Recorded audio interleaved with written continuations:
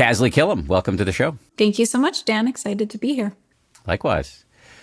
Foundational question for you. What is social health? Let's start off right there. Perfect. So social health is the dimension of your overall health and well-being that comes from connection.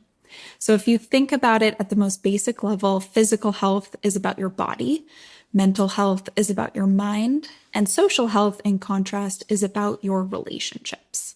So at this point, we have so much research over decades showing that connection is as important as things like exercise and eating healthy foods and getting a good night's sleep or meditating, going to therapy for our overall health and longevity. But oftentimes connection gets lost in the conversation on mental health, right? We think that spending time with loved ones is something that improves our mood without necessarily recognizing that it does a lot more than that. It actually influences our risk for things like heart disease and dementia and diabetes. And at the extreme end, it influences how long we live. And so thinking about social health separately from physical and mental health is a really useful way of understanding that we need to prioritize the actions that can help make us socially healthy, just like we prioritize behaviors to be physically and mentally healthy. All right. So I'm with you 1,000,000% on this. And it's actually really one of the primary thrusts of the next book I'm writing, which probably won't come out until the year 2055. But you said something to, I can't remember the exact words, but you said social health is your connection, your relationships is as important as something like physical exercise. But couldn't you argue that it's based on the data that it's more important? I mean, if you look at the study for adult development at Harvard, that work over the course of 80, 90 years, following several generations of people in Boston and figuring out what are the variables that lead to the most healthy and happy and long life, that they very clearly identify the number one variable as being the quality of people's relationships. Yeah, you're absolutely right. And it's a good point. I think you could argue that connection is more important than any of these other health behaviors. But I take a bit more of a modest approach in trying to help people understand that, we already know that it's important to be physically and mentally healthy.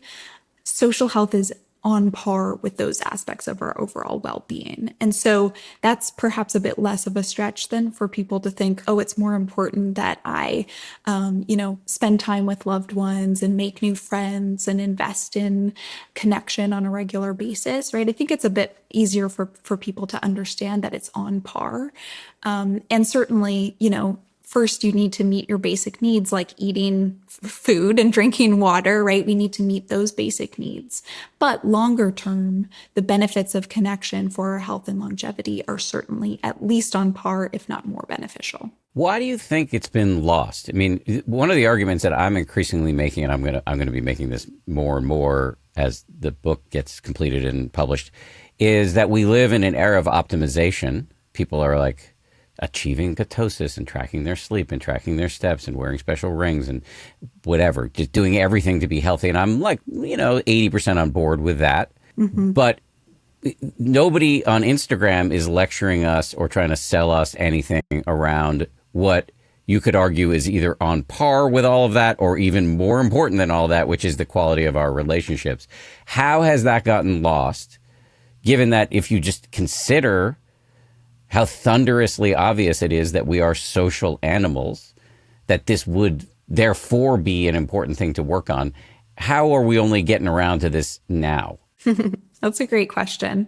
I mean, if you look back over history, the way that we understand what it means to be healthy and the things that we actually do to be healthy evolve over time, right? It wasn't that long ago. It was about 100 years ago that people smoked cigarettes without knowing that they were causing lung cancer, right? That was something that we had to understand from the research and then raise awareness about, pass legislation around, et cetera, to finally reduce smoking behaviors so that people could avoid getting lung cancer and other diseases, right?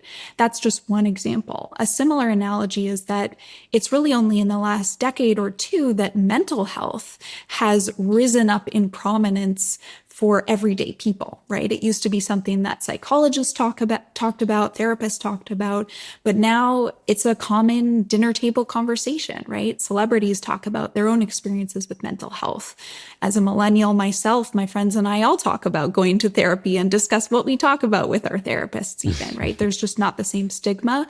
There's greater understanding and acceptance that it's equally as important to take care of our mental health as our physical health. And so I think what we're seeing right now is that, first of all, we have enough evidence from studies like the Harvard one and many, many others, countless others, proving that connection is vital to our health and well-being. So there's that evidence base. And now we can move into growing the awareness, passing legislations, making the changes we need so that people understand that connection is similar to smoking, right? It's as important as not smoking. And so what we're seeing right now is this shift, right? We've understood that health is physical. Now increasingly, we understand that health is mental. And now we're moving into this next phase of our understanding of what it actually means to be healthy.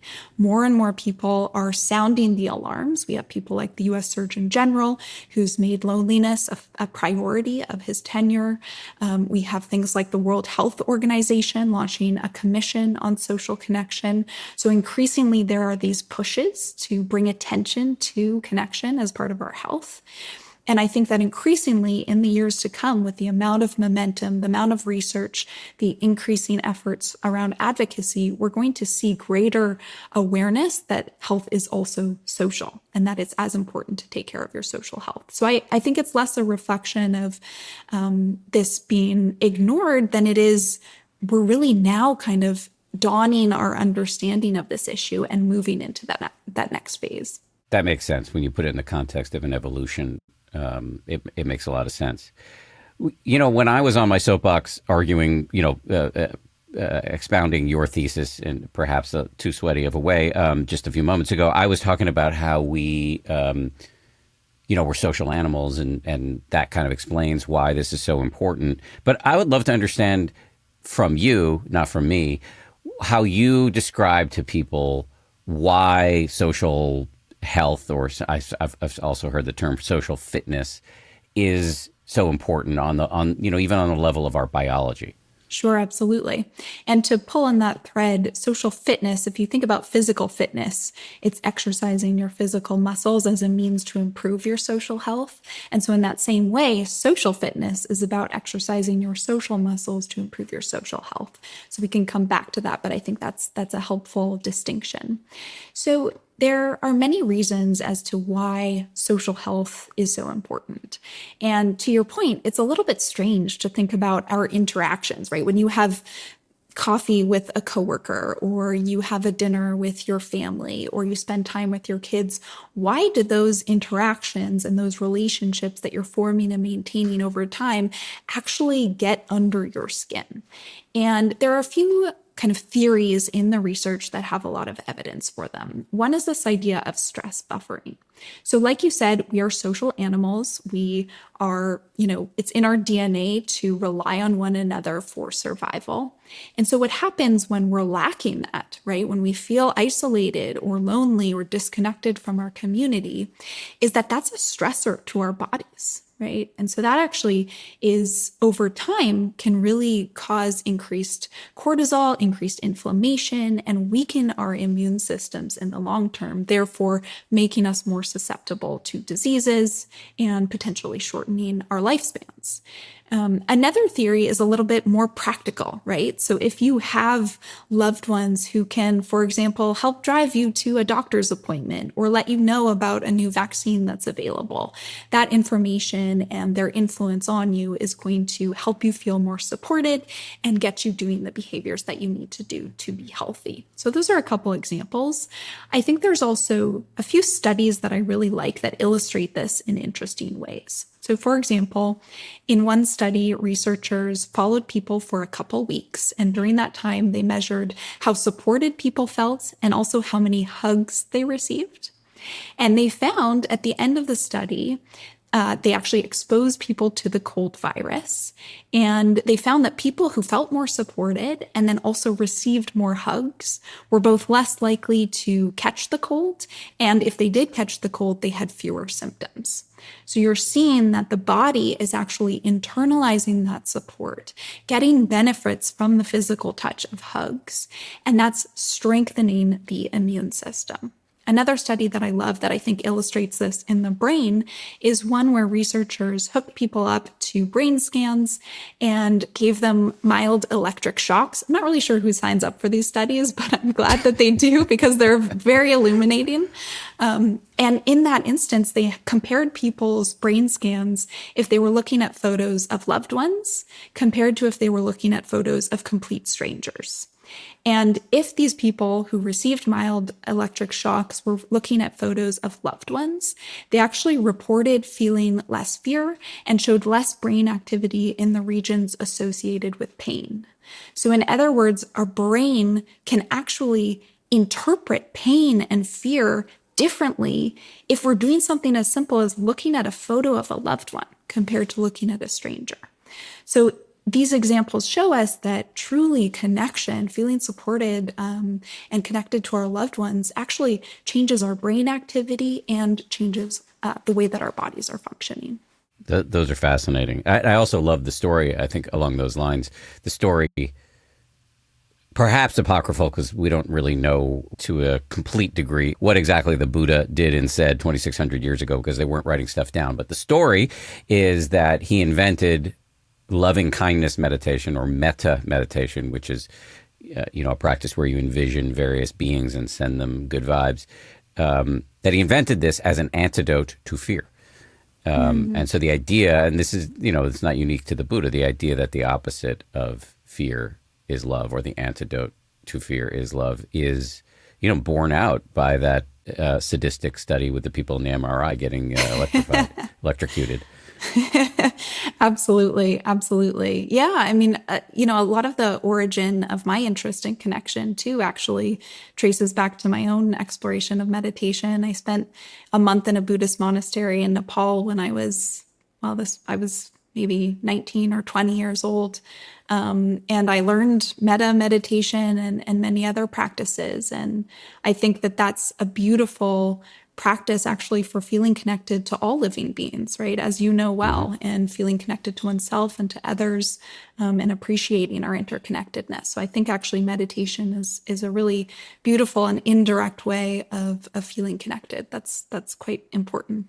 Getting back to social health, is it as important for an introvert as it is for somebody like me who's an extrovert? I'm so glad you asked this question. I am an introvert. So yes, I can say from personal experience, but also what the research shows us is that everyone needs connection, right? To some degree. And it's really a question of how much and in what ways. That's what varies person to person.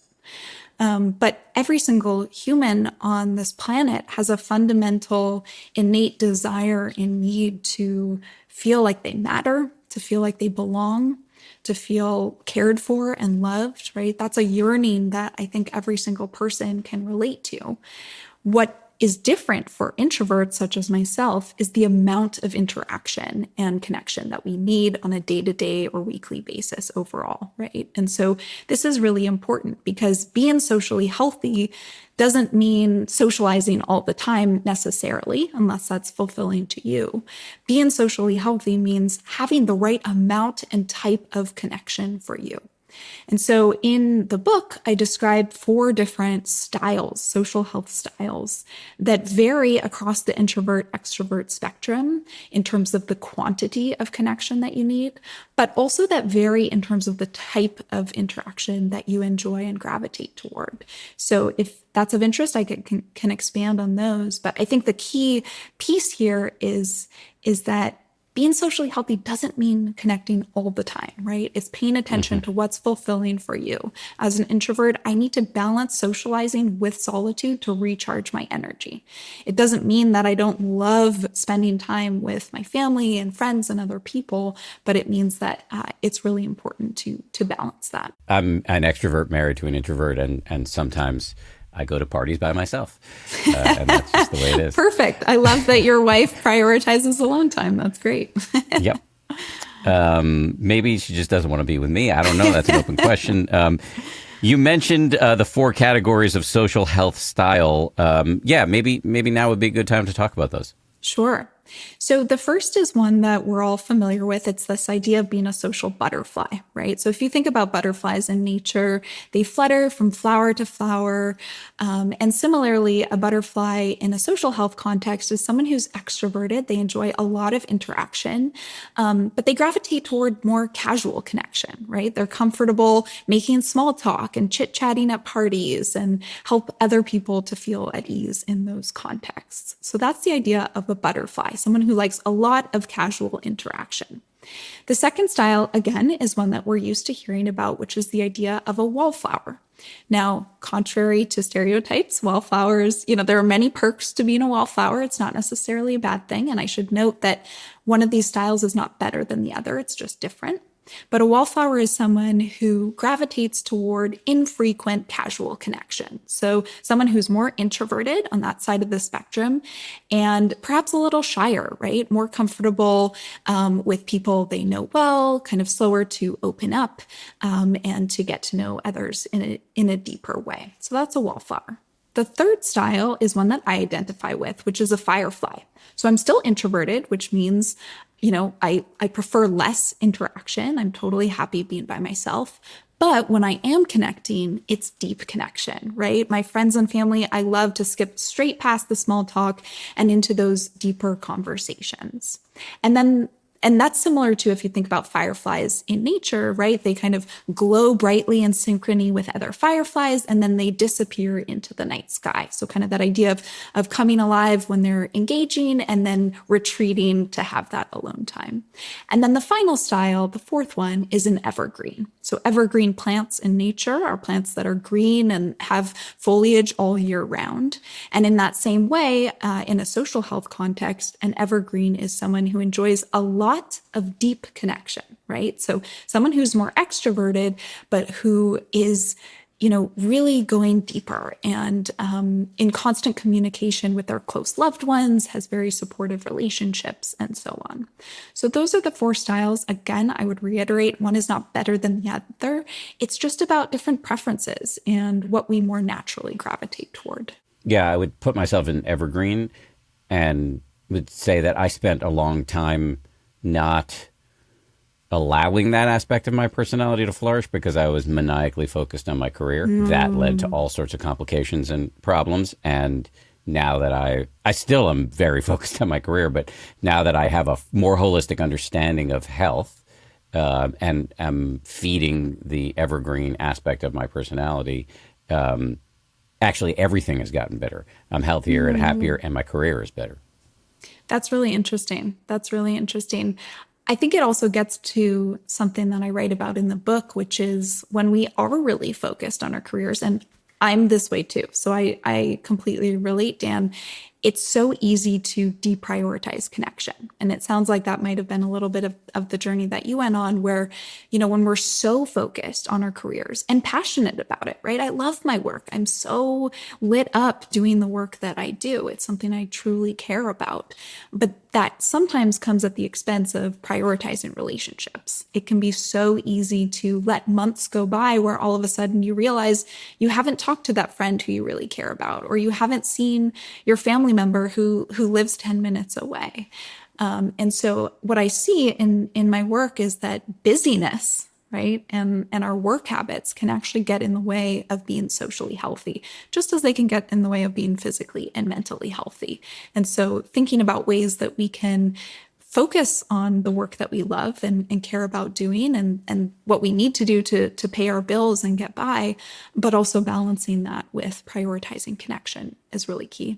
There's a study that you quote in the book or cite in the book that I love. I'll briefly describe it, and then I have a question for you on the back end. But it really goes to this issue of busyness or rushing,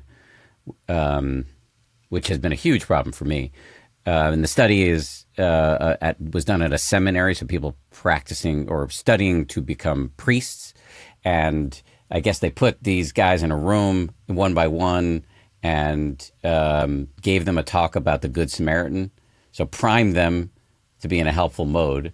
And then some of them were told they have an appointment right now on the other side of campus. All of them left the room, and this was happening one by one, and they saw somebody who was part of the study. I guess the technical term for that is a confederate, which I like. Somebody who was part of the study who was pretending to be injured.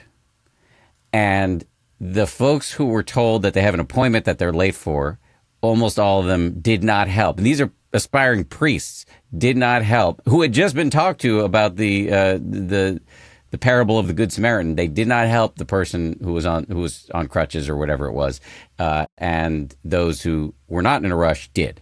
And that is just so illuminating for me, because when I'm rushing, which is not infrequent still, I'm just more of a dick, and it's it's not cool. And so I really have to work on that. And so my question for you is, you've spent your career studying this, and you're very focused on your career. So how do you, and what would you recommend to us, balance getting shit done and being successful with, making time for this stuff that matters? I love this question, and I love that study as well. It's so fascinating. I mean, essentially, it just shows that if you're busy, you're less likely to be kind. You're less likely to be looking around you and seeing opportunities for connection and seeing opportunities to help other people.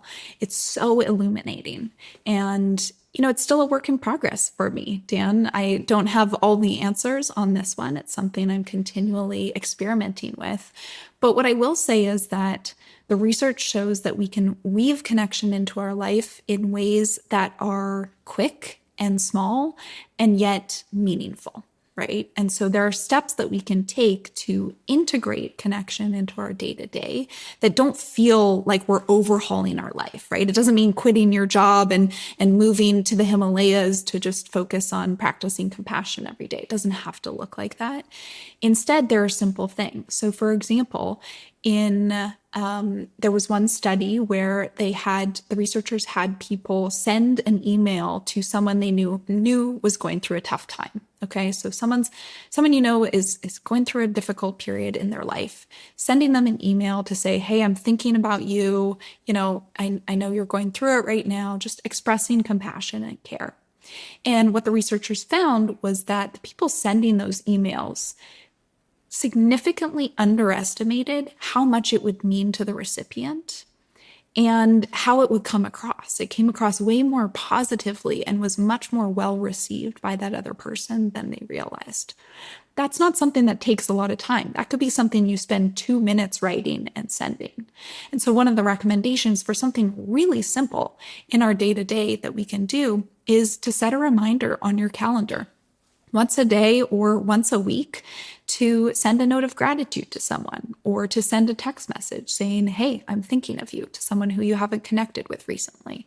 Multiple studies are showing that even simple outreach like that can make a difference in how connected you both feel, and can mean a lot to that other person. So literally just putting it on your calendar at 2 p.m. every day, send a text message or an email to someone saying, "Hey, I'm thinking about you," or expressing gratitude for something they've done recently or something you appreciate about them.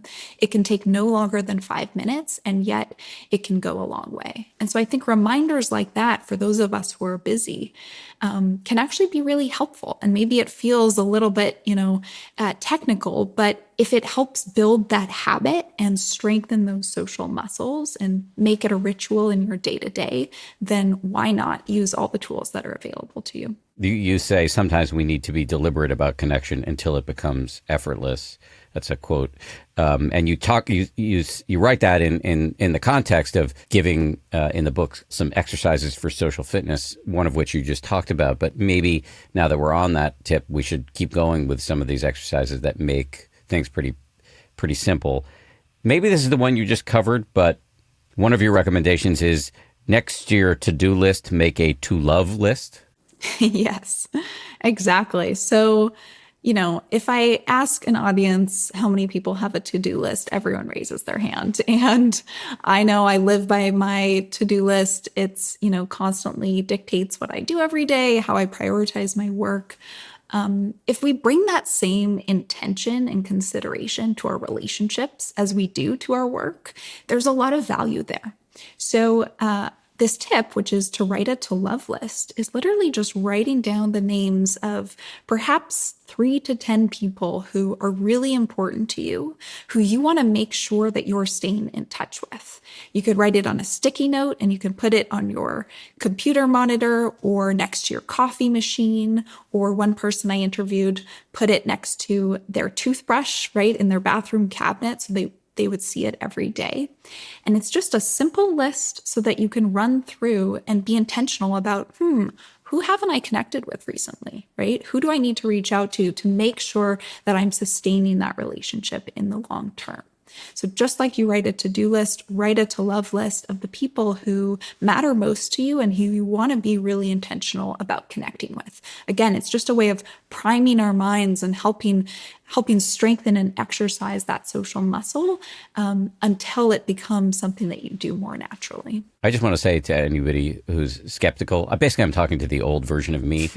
You may have heard this riff from me before, but it just feels intuitively like it might bear repeating right now, which is that some of the things Kasley's talking about may seem, by her own admission, forced or cheesy. I guess the kids are now saying chuggy, which I just learned about on TikTok. Yep. That's new to me too. Corny, whatever derogatory term you want to throw at this. However, if you were an alien and you landed on this planet and went to a gym and saw people picking up and putting down heavy things systematically, or running or biking in place for 45 minutes, that would look weird. But we all understand that repetitive motion is good for our hearts and for our muscles. And the same is true for our minds. And that's why loving kindness meditation, or again, for me, it seemed impossibly treacly at the beginning, but it is, has been shown through many, many studies to be quite beneficial physiologically, psychologically, and behaviorally. And I have a strong suspicion these tips that Kasley's talking about will be too. Okay, I'm off my pedestal here, off of my soapbox. Let's keep going down your list. Another recommendation for you is, alongside career goals, set connection goals. So Dan, this one should resonate with you, right? As someone who cares a lot about your work, is ambitious, is constantly busy, working on things. We're so intentional about setting career goals, right? It can be I think most people who have a job have something that they're working toward, whether it's a new product launch or getting a promotion or getting a pay raise or publishing a book, whatever it might be that you're working toward. And perhaps you have a roadmap for how you're going to accomplish that given goal. Why not bring that same intentionality and that same rigor to our relationships? Right? Clearly, so many people are struggling to prioritize connection and to find meaningful relationships in their day-to-day. There was a poll last year by Gallup that found that 1 in 4 people worldwide feel lonely on a regular basis, right? So clearly, we're missing an opportunity here to be healthier, to be happier, to live longer lives. So set a connection goal, right? Think about a month from now, or a year from now, or 5 years from now. What do you want your social health to look like, right? How often do you want to be interacting with people?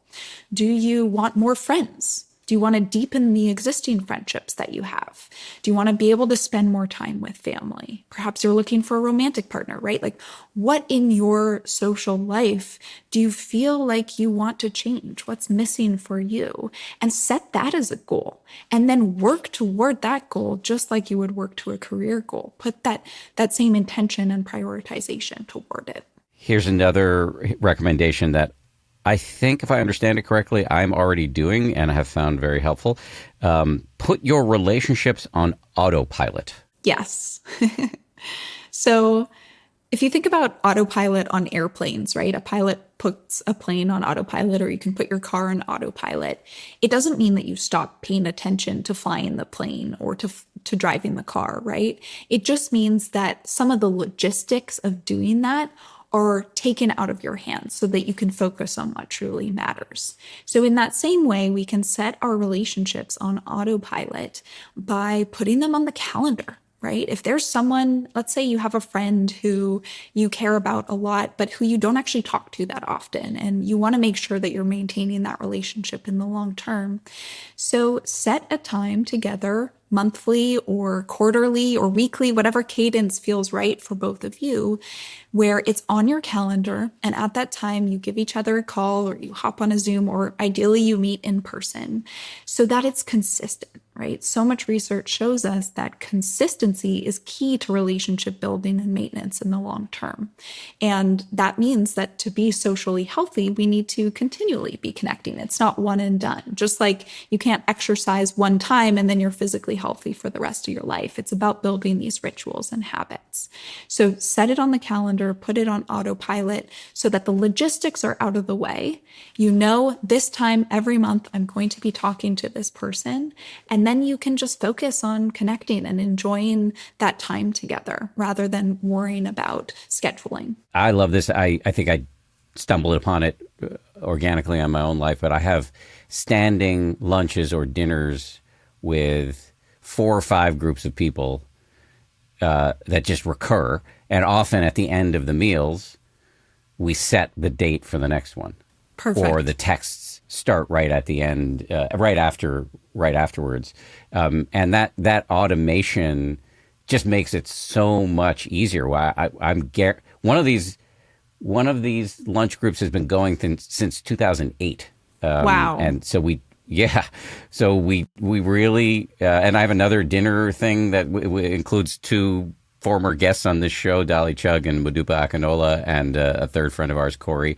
And at the end of the meal, we pull out our phones and figure out when we're going to do it again. It just makes it so much easier. And then you've got an IV drip of this. I'm happier when I see these things on my calendar. Absolutely. And it gives you something to look forward to. It means that you know you're going to continually have those touch points. And it's such a basic thing, right? This isn't a life-changing idea. And yet the impact it can have is potentially life-changing, right? It's such a simple thing. And so I love tools like this where we can weave it into our busy lives, right? If you are someone who identifies as busy and focused on work, these are simple ways that you can help make connection a priority day to day. Next on your list is multitask and microdose. So if you think about folding your laundry or commuting somewhere, right? Maybe you're folding your laundry by yourself. Maybe you're commuting, driving in the car, listening to a podcast. The idea here is that those are opportunities where you can multitask and weave connection in really small ways. So that idea of kind of microdosing connection. So maybe you're folding laundry and you call a friend, you say, hey, I just have 5 minutes to chat. Just wanted to see how you're doing. What's going on for you this week, right? Really simple. Or when you're driving in the car, instead of putting on that podcast, calling a family member and saying, hey, I've got 10 minutes until I get to my destination. How's it going? Just wanted to check in. So these are simple ways that we can, again, just weave these rituals into our day to day. And one thing that I want to underscore here is that these may or may not resonate with you or feel easy to you depending on your social health style. So if you're more extroverted, if you're a wallflower or an evergreen, that's going to feel a lot easier and more appetizing to you than if you're a wallflower or a firefly, someone who's more introverted, right? Because perhaps that isn't actually ideal to someone who's more introverted. And so again, it's about, okay, here's what the research says. Here's what this could mean for you and how to actually apply this in your life. And then you need to really experiment with that and play with it and see, does that feel nourishing or is that draining to you? What are the ways that feel good for you to prioritize your social health? Another thing podcast listeners might be annoyed because I just say the same shit over and over, but like the Buddha explicitly said to his followers, don't take what I'm saying at face value, test it out for yourself. And I hear a lot of that spirit in what you're saying. Absolutely. Yeah. I mean, all of my career and certainly with this book, it's about saying, okay, here's what the science is telling us about relationships, right? Here's what we know from the research. Here's the insights that we can learn. And then how do we actually put that to use, right? What does that mean for you? Here's what the science says. What does that mean for you in your life and for us collectively as a society? If connection is as important as exercise for our health and well-being, how do we make that a priority in the fabric of our culture? Right? What legislations can we pass? What can we integrate into our healthcare system, into our education system, and so on, so that social health becomes easier for all of us? So really, that's the goal here, is saying, okay, here's what we know from the data. Now let's test and apply that in your own life. I want to come back to legislation, but let me just stay with, because throughout the book, there are all these suggestions. So I just want to tick through a lot of these, because I feel like if we give people a large enough menu, they'll find something that's appetizing to them. There's another section in the book that called Tips to Strengthen Your Social Muscles. And you list hobbies, volunteering, and conversation. So I thought maybe we could tick through these. Under hobbies, your basic advice is do what you love with other people. Can you say more about that?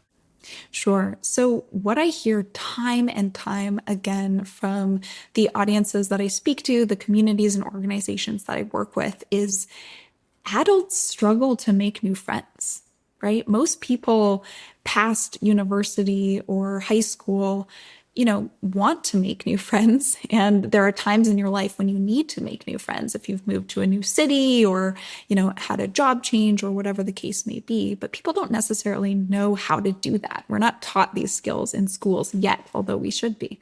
And so one of the ways that the research shows and lived experience shows is a really helpful way to actually make new friends, and what I call stretching your social muscles, which means expanding your social network, is to do what you love with others. So if there's a hobby that you really enjoy, maybe it's reading a book or hiking, to find a way to do that with other people. So join a book club at your local library.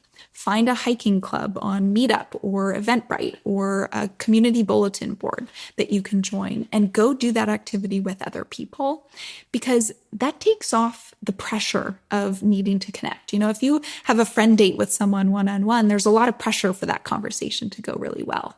But if you're doing a shared activity, you already know that you have that in common. And so conversation and friendship can more naturally arise. And again, this is actually really obvious, and yet setting that intention and knowing that that's a place that you can start can be really helpful. You ever seen that SNL skit about women bringing their husbands and boyfriends to a dog park to meet other men? No, I haven't, but that sounds it's perfect. Because I think, and maybe this is a gross or incorrect over generalization, but I think it's often harder for men. And so there's this SNL skit where women are like bringing awkward dudes to a dog park to meet other awkward dudes. And it reminds me, actually, one of my recurring dinners is some dads from the community in which I live. And this group was started because one of the guy's wives was concerned that her husband wasn't making any friends and bullied us into making a dinner, which has really caught on. We meet up every month. I love that. Am I right about how men tend to struggle with this more? Yeah. And the research has really shown that in recent decades, it's actually been called a friendship recession, particularly for men, where it seems like there's something going on, that men are having a harder time cultivating friendships in kind of midlife and later life. And I actually think the dog park is a great example of doing what you love with others, right? You have a dog that you love, you can easily bond with other people who have dogs. And so I think that's actually a perfect example of a way that you can make friends that feels more natural. Yeah, this dog park wasn't even for dogs. It was like it was a dog park just for dudes. Oh, for dudes. It was a dude park? Yeah, it was, yes, exactly. I love it. The other thing you mentioned is volunteering, and I've heard the Surgeon General talk about this, that volunteering can be a great antidote to loneliness. Is that what you're driving at as well? Yeah, absolutely. So many studies have shown that people who volunteer feel less lonely. And if you think about it, this makes sense, right? Let's say you're volunteering with a local organization of some kind, right? A perhaps a pet rescue or a school or something like that. It's a way to meet new people at the most basic level, which is, of course, important for social health. It's also a way to feel connected to your community and to feel a sense of purpose alongside other people. And that's a really vital piece. Something that I write about and distinguish in the book is that being socially healthy, social health comes from your individual relationships, right? The ones that you cultivate with your family and your close friends and so on. But social health also comes from feeling a sense of community, feeling like you belong to something that's bigger than you. And that's where volunteering can play a really vital role. We see that people who feel lonely tend to lose a sense of purpose, tend to lose a sense of meaning. And loneliness in and of itself can be a very kind of self-focused experience, right? There's a lot of difficult emotions that are inward facing.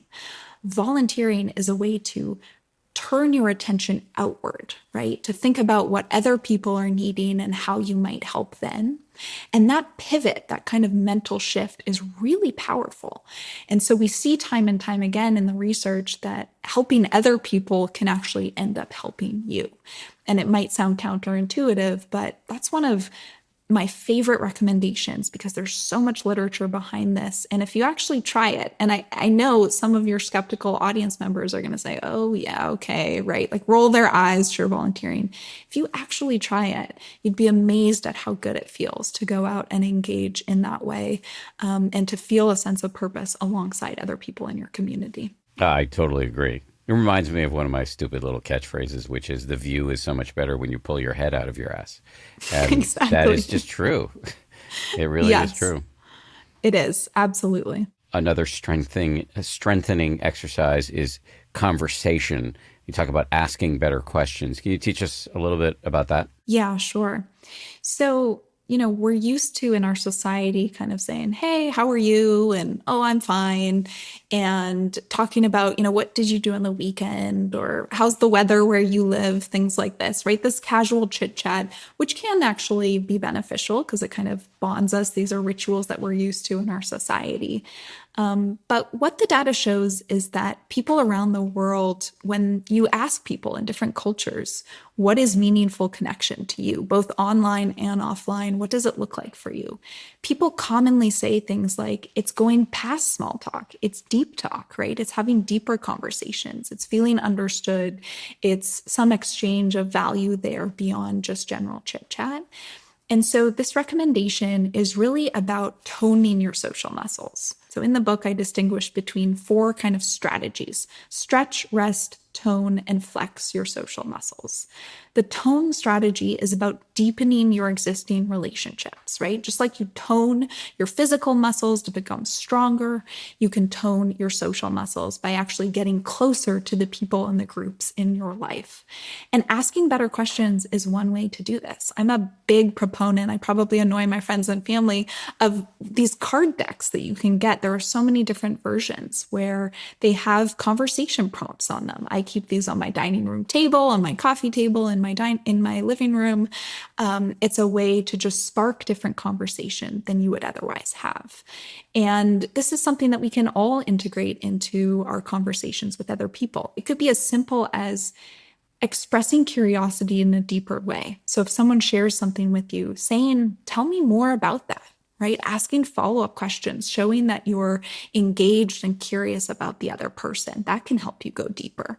And then it can also be more structured questions. One that I love is, what's your rose, thorn, and bud this week? A rose is something that's going really well. A thorn is something that you're like a challenge you're facing or something you're struggling with. And then a bud is something you're looking forward to, right? That's a great way to kick off meetings, for example. So integrating these questions and really it comes down to curiosity, right? You want to get to know the other person better and you want to share something about yourself as well. And asking these questions can help you get there.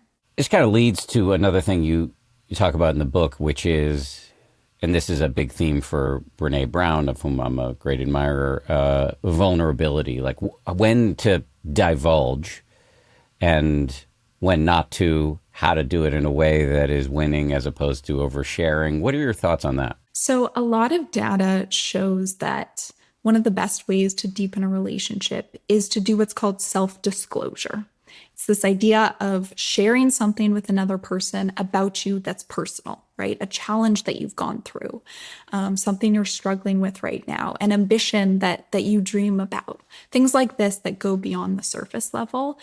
The research shows that people like us more when we share things like that, when we confide in them. And we actually like the people we confide in more as well, which is kind of interesting. So this beautiful thing happens when you share something personal, which is it engenders trust in that conversation. It brings you and that other person closer together. Now, when I first read this data, I did not like it because this has been hard for me. This is something that I've had to learn over time. When I was in high school, for example, my parents were going through a difficult divorce, and I didn't talk about it with any of my friends. I just didn't divulge what I was going through and the emotional experience and the stress of that. I didn't talk about it at all. And interestingly, it was actually meditation that helped me pivot and learn to do this in new ways. I remember the first time I did a self-compassion meditation, a guided one from Kristin Neff, a researcher who studies that topic. I turned the compassion inward, right, and started to practice this idea of acceptance and love toward myself. And as I did that, it actually ironically made it easier for me to open up to other people. And so what I found was that by loving and accepting myself, I could then more easily share the parts of myself that felt vulnerable, right? That made me a little bit nervous to open up to others.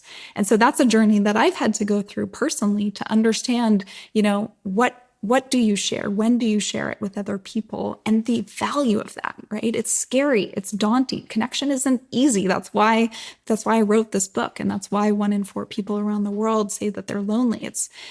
This is something we have to learn and experiment with. And yet what I've found time and time again in my own life, but also in the research, is that when you do dare to go a little bit deeper and to share parts of yourself, chances are it's going to bring you closer to that other person and help bring a new level of meaning to our interactions. Self-disclosure is a winning strategy, and it can go too far. How do we know how to draw the line between, doing it in a way that engenders trust and doing it in a way that, revolts people? I say in the book, it's about divulging selectively. It's not bearing your heart and soul to every random person. It's about confiding in people who you trust, first of all, and also in a context that's appropriate. Maybe it's not appropriate when you're having a work meeting and you have an agenda that you need to get through to suddenly open up about a struggle that you're going through, for example, right? So it's about being intentional. Who are the people in your life who you can go a little bit deeper with? And maybe trying in small ways to start, right? Maybe sharing something that's, again, not your deepest, darkest secret, but something that feels a little bit vulnerable for you, and then seeing how they respond and doing that in context, maybe over a glass of wine versus, when you're at a party surrounded by other people. So just being thoughtful about when and with whom you share. Let me go back to self-compassion. You referenced Kristin Neff. I'm a huge fan of her. She's a frequent flyer on this show. If, one way to describe self-compassion for people who haven't heard of it is that our default mode for many of us is to talk to ourselves like a drill sergeant. We're pretty harsh on ourselves, many of us. And we talk to ourselves in ways we would, I think most of us, not talk to a friend or a mentee or a kid, hopefully. And yet Kristin's research has demonstrated, and I think she's like a world changer, really, that if we learn how to talk to ourselves like a friend, even though this too might feel forced or weird at first, it has been shown to make us more effective. We're better at establishing habits, reaching our goals. We're more resilient. It's like the difference between a drill sergeant and a coach. A good coach doesn't fail to point out when you've made a mistake. They're just not, an asshole about it, hopefully. So one of my theories going into this is, I'm just going to point out that this is a self-indulgent question. One of my theories in my book is that we have this thriving field of research around social health and social fitness, at which you're at the forefront of that. then we also have a thriving field of research around self-compassion. But too often, they're kind of sold independently. Now, you make a reference to it in your book, and you just made a reference now. But I kind of see it all as part of the same package. You know, it's about the quality of your relationships to everyone, including yourself. And I know you use this word love, and I like that word too. The tentative title for my book is "Me, a Love Story," and it's really about the skill of love, which is an omnidirectional force. And and my worry is we're too often talking about loving yourself and loving other people as separate buckets, when in fact they are inextricably interwoven. Your relationship with yourself will dictate how you treat other people. Okay, that's me. This is me now stepping off my soapbox. What do you think of where I'm heading in my head? Yeah, I actually think that was very well put. I think they go hand in hand, right? In the book, I write that one of the hallmarks of being socially healthy is having a strong relationship with yourself to begin with, because that primes you to be better able to connect with others. That doesn't mean you have to have a perfect relationship with yourself and have it all figured out. Of course, none of us do. We're continually learning and continually adopting new ways of relating to ourselves. It's definitely a work in progress for me, right? I continue to be self-critical despite practicing what Kristen Neff endorses. But at the same time, putting intention into our relationships with ourselves it goes hand in hand with connecting with other people, right? Like I went through, if you have love and compassion toward yourself, you can more easily have it toward others, and vice versa. So I completely agree. I think self-compassion is one tool for being socially healthy. And that being socially healthy means connecting with yourself and connecting with others. And I think about it as a spiral, like a virtuous spiral, that's, you know, sort of self-reinforcing, that you, as your relationship to yourself improves, your relationship to other people improves. That has a huge impact on your sense of well-being. So therefore, your sense of how you are with yourself improves even further, and up you go. And actually, it seems to be from the research that you can start from either side of the spiral. You can start from working on your relationship to yourself, or you can start by volunteering. And, you know, it's not necessarily true that you have to love yourself before you can love other people.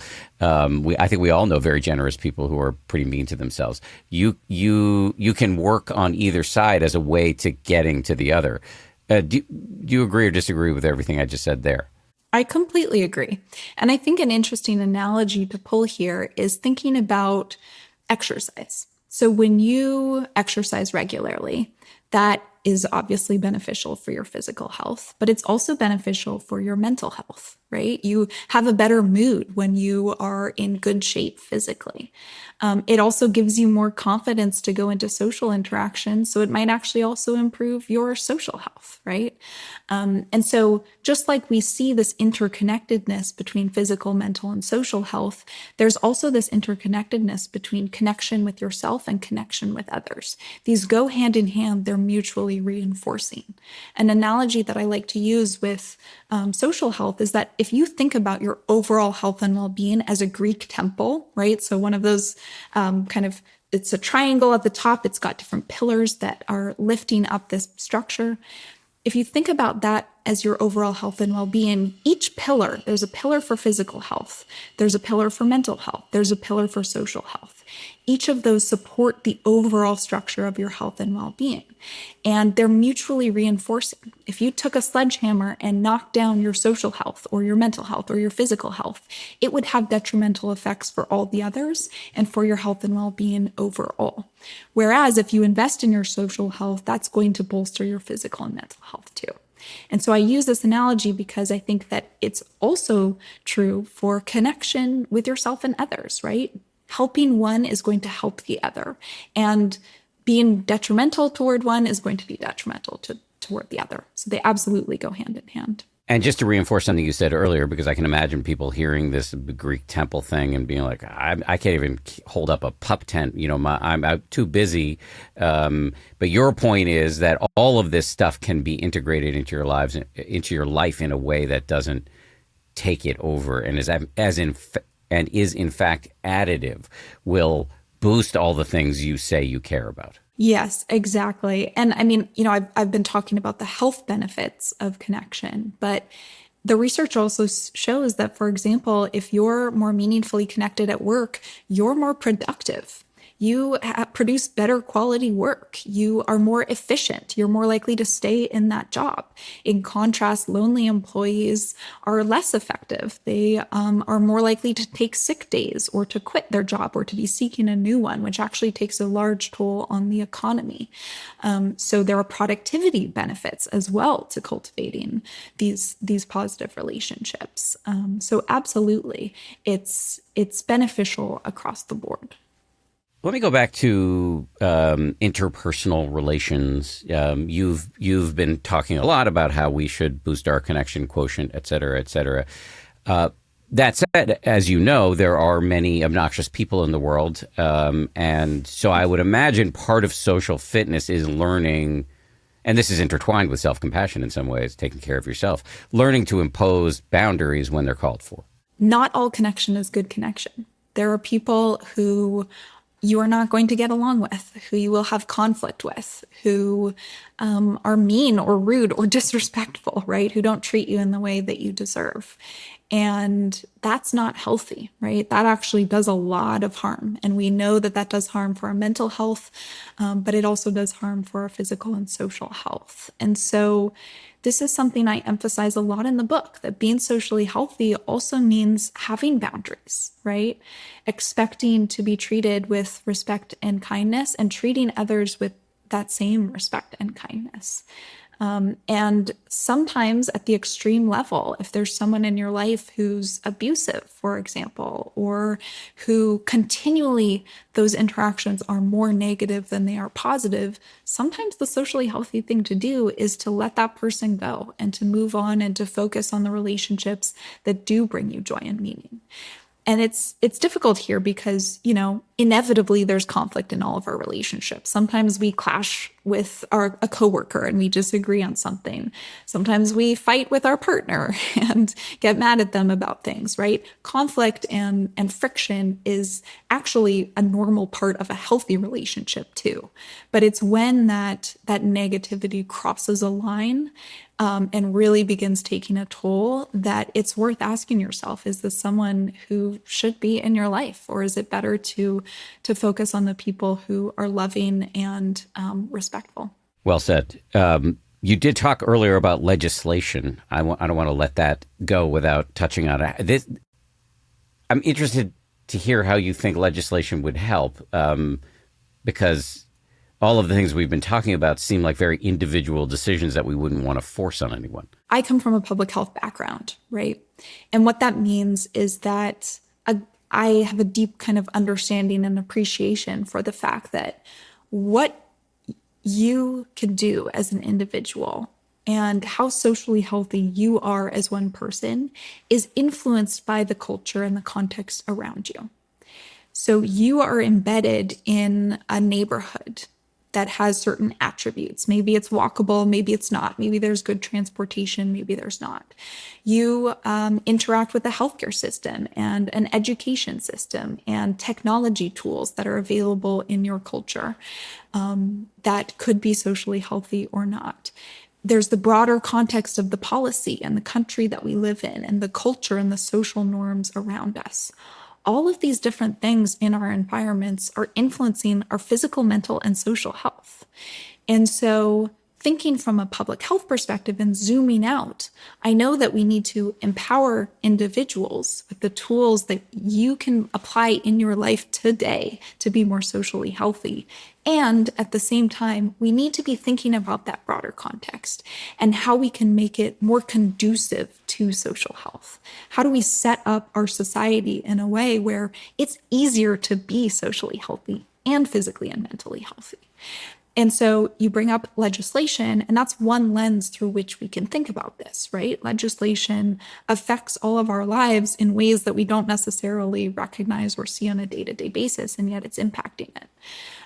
Some countries have taken really interesting steps forward in social health specifically. So, for example, the UK and Japan both have appointed ministers for loneliness, so actually national positions to focus on this issue and to identify national strategies and steps forward to help address loneliness. I would argue that we instead should have ministers for social health, because not everyone is lonely, and yet everyone can benefit from investing in their social health, right? Just like not everyone is obese, and yet there are still ways that they can be more physically healthy. And so I think there's value in a strategy at the national level of saying, how do we think about this, right? What policies can we put in place? What funding can we provide to cities or to community organizations to do the hard work of community building and changing the fabric of our social lives at the local level? So there are different opportunities there to think about dedicated legislation for social health, but also to consider social health as a lens in all the policy that we pass. So another example is thinking about parental leave, right? If you have 3 months to bond with your baby and take care of them, that's going to influence your physical, mental, and social health in different ways than a country like Germany, where people can take parental leave for up to 3 years, right? That's a different kind of context for how you can be socially healthy. And so I think it's important that we consider the importance of social health in our legislation, but also in other areas of our lives, in the technology, in the tools that we're building, in our social media, in education, right? Thinking about teaching social health from a young age. It's very normal to take gym class to help kids learn to take care of their bodies. What about social health class to help them learn how to be good friends and how to resolve conflict and how to develop meaningful relationships in the long term, right? Thinking about it in healthcare, increasingly there's a push for doctors to actually prescribe connection for people who might be at risk for feeling isolated or lonely. So you can see through these different examples that there are ways that we can set up our lives and start to change the fabric of our culture so that it's easier for each of us to be socially healthy. Let's double click on schools for a second. I don't know much about the education system. I had heard of something called social and emotional learning, which I thought was maybe at least tangentially related to social health and fitness, but maybe you could educate me on like what we are and are not doing with our kids in this regard. Yeah, sure. So social and emotional learning is one approach that could be helpful for social health. And I haven't gone too deep in that specific type of curriculum, so I can't comment too much on it. I know that it is a little bit controversial depending on political beliefs. Some people are very against it. Some people are very pro. But what I'm really getting at is that, if we have gym class, why wouldn't we teach social skills as well, right? It's so imperative for us just to function as human beings, to be able to get along, to be able to navigate relational challenges. And so what I would advocate for is classes or workshops or opportunities where children and youth can really start to understand that social health is as important as their physical and mental health, and start to develop those tools from a young age. There's really startling data showing that, for example, one experience of feeling rejected or bullied at a young age can actually have cascading effects across the lifespan in terms of people's ability to form strong relationships later on. And so it's really important that we're teaching these skills from a young age and helping kids understand the impact of connection on their lives. So I think there's a real opportunity there. And there are some nonprofits who are doing this outside of the umbrella of social and emotional learning. So for example, Only 7 Seconds is a nonprofit that I serve on the scientific advisory board for. They have curriculum around loneliness and around thinking about your social health and the relationships that are important to you, to again, just help make it a part of a normal practice for kids, similar to how meditation is increasingly being taught in schools as a way to strengthen mental health, right? These are tools that are available to us to live good, healthy, enjoyable, long lives. Why not teach them from a young age? You also in the book talk about what you believe is the coming social wellness industry. I do. So there is a lot of innovation in this space. And to draw a parallel, if you look at mental health as that kind of idea and acceptance around mental health has become more and more common, so too there has been a booming industry that has formed around it, right? Now, if you want a therapist, you can access a therapist in many different ways, online or in person. If you want an app to help with your mental health, there are many tools around that. And so on and so forth, right? There's a whole huge booming industry around mental health. And what we're going to see going forward is an emerging industry around social health and social wellness, right? And we're starting to see this already. There's already a lot of interesting innovation in this space. So one of the examples that I highlight is around social fitness gyms. So the idea of dedicated physical spaces where you can go to exercise your social muscles, just like you would go to a gym to exercise your physical muscles. There are starting to be pop-up spaces where you can go to practice empathy, practice listening, practice conversation skills, the kind of tools that we need to be socially healthy. Another example is connection coaching. So increasingly, there are people who offer dedicated services to help you be more socially healthy. Just like you can go to a personal trainer if you want to get more physically healthy, you can now turn to connection coaches for the same kind of thing. So we're increasingly going to see more and more innovation in this space, a lot of investment. I didn't even mention the technology applications that are popping up, but there's a lot of innovation in the technology sector, again, to create tools that help you be more socially healthy. And so I think that's something to keep an eye on in the years to come. One last question for me, then I'll ask actually the two closing questions I always ask, but one last question before that. You talk about the value of thinking like a scientist in this regard. What do you mean by that? Sometimes connection is hard, right?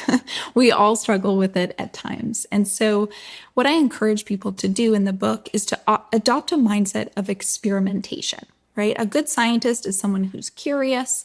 They're someone who is persistent, continually trying new experiments to get at the results that they're hoping for. It's someone who is objective, right? They're looking at things as data and information, pointing them in the direction that their work needs to go in. And so in that same way, we can think about our social lives, right? Be a scientist and experiment with connection in your life. I offer ideas for actually literally setting up an experiment and trying one thing every week, for example, to stretch your social muscles and get you experimenting. But also it's just a mindset of being curious about connection, paying attention, reflecting on the interactions that you're having and how they leave you feeling.